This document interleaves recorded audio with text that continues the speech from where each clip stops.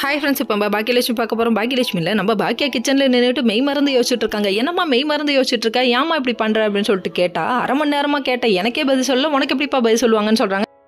நம்ம செல்வி அதுக்கப்புறம் கவுண்டர் கொடுக்க ஒன்றும் குறை இல்லைக்கா, முதல்ல அக்கா அம்மாவை எழுப்புடுக்கா அப்படின்றாங்க. பகல் கனவு காணாதம்மா எந்திரிமான்னு சொல்லிட்டு கை வச்சு எழுப்பிட்டா, அரை மணி நேரமாக ஒரே இடத்துல செஞ்ச சிலையாக நிற்கிறியம்மா, என்ன வச்சமான்னு சொல்லி கேட்க, பாட்டியை பற்றின கவலை தாண்டா எனக்கு, பாட்டி அழுதது ஏதோ மறைக்கிறாங்கடா என்கிட்ட, பாட்டியை பற்றி உனக்கு தெரியாது, அவ்வளோ பேச்சு பேசுவாங்க அப்படின்னு சொல்லிட்டாங்க. உடனே செல்விக்கு கோவம் வந்துருச்சு. செல்வி என்ன சொல்கிறாங்கன்னா, உங்கள் மாமியார் உன்னை நல்லா வச்சிருந்தா அவ்வளோதான், ஒன்றும் பண்ணாத கொடுமை பண்ணாங்க, அப்புறம் எதுக்கு நீ அவங்கள பற்றி நினைக்கிற, விட்டுட்டு போ அப்படின்னு சொல்லிட்டாங்க. மகன் தான் முக்கியம்னு போனவங்க பட்டு திறந்துட்டோம், நீ ஏமா கவலைப்படுறேன்னு சொல்கிறாங்க. ஏன் தேயை பற்றி பேசாத, ஏன் தேவை பற்றி பேசாதீங்க, இன்னும் நல்லா வச்சுருந்தாலும் உன்னை கையில் பிடிக்க முடியாதுமா அப்படின்னு சொல்லிட்டாங்க. சொன்னதுக்கப்புறமா திரும்ப அப்படி அத்தையை பற்றி தப்பாக பேசாத அப்படின்னு சொல்லிட்டாங்க.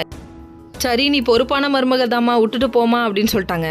என்னடா அது இவங்க இப்படி பேசுகிறாங்களே அப்படிங்கிற மாதிரி ஆயிடுச்சு. அதுக்கப்புறம் பார்த்தீங்கன்னா அத்தையை பற்றியே கவலைப்பட்டுட்டு இருக்காங்க. இன்னொரு பக்கம் நம்ம ராதிகா வீட்டுக்கு வெளியில் வாசப்படியில் வந்து நிற்கிறாங்க. நின்னதுக்கப்புறம் ராதிகா உள்ளன்னு சொன்னோன்னு உங்கள் அம்மா உள்ளே இருக்காங்க, அவங்க வெளியே போனால் தான் உள்ளே வருவேன்னு சொல்லிட்டாங்க. கடைசியில் வெளியே வந்து அவங்க நிற்க, நீ இன்னும் கிளம்பலையா அப்படின்னு சொல்லி கேட்குறாங்க. ஹால்லையே நின்றுட்டு நீ இன்னும் கிளம்பலையா, நீ எதுக்கு இங்கே இருக்குன்னு சொல்லிட்டு கண்ணா பின்னா ராதிகாவோட அம்மா பேசுகிறாங்க. இவ்வளத்தையும் பார்த்துட்டு இருக்கே கோபி அப்படிங்கிற மாதிரி ஆயிடுச்சு. நான் எந்த தப்புமே செய்யலை, நான் யாரையுமே தள்ளி விடலை, அந்த பாவத்தை போய் நான் செய்வேனான்னு சொல்கிறாங்க. கடைசியில் பெத்த தாயை நம்பவே இல்லைங்க, கண்ணா பின்னான்னு திட்டாரு. திட்டினோடனே அவங்க சோகம் தாங்க முடியாமல் பொட்டி வெளியே வந்தோடனே விடுகதையா இந்த வாழ்க்கை அப்படின்னு ஒரு சோகப்பாட்டை போட்டுவிட்டாங்க. போட்டு விட்டதுக்கப்புறம் இங்கே ஊரை தெரிஞ்சுக்கிட்டேன், உலகம் தெரிஞ்சுக்கிட்டேன், கண்மணிங்கிற பாட்டையும் போட்டு வெளியே வந்து நிற்க, கடைசியில் பார்த்தா நம்ம பாக்கியா வந்து நின்றுட்டாங்க. பச்சி பரபரன்னு சொல்லிச்சாட்டுக்கு அத்தை அத்தைங்கிறாங்க.